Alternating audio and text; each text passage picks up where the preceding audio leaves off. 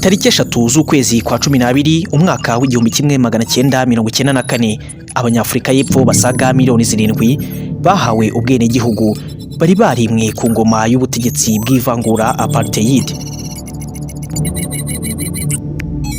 Uyu munsi mu mateka.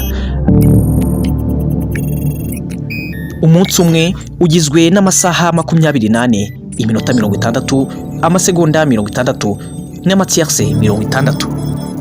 Tariki 3 z'ukwezi kwa 12 umwaka w'1996 telefone za mbiri zegurwaho taburo zagiye ku isoko.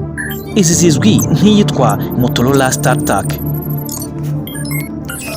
Hari umunsi ushobora kuza ugahindura amateka y'uburyo umuntu yarabayeho, ndetse hari n'undi ushobora kuza ukaba washyira akadomo ku buzima bw'umuntu.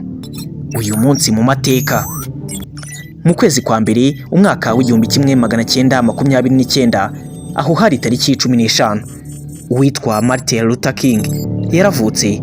Uyu akabazwiho kuba yaraharaniye ko abanyamerika bose babumwe, yaba abazungu cyangwa se abirabura. Aho azwi ku byo yavuze aho yagize ati I have a dreams. Uyu munsi mu mateka ni ikiganiro muzaza mukurikirana kuri The Flame Pictures, ni YouTube channel uzaza ujyaho ugakanda subscribe maze ugasangaho n'ibindi byinshi byiza. Ngewe uzaza ukibategurira ndetse nkanakibagezaho ni Fabrice yadukishije.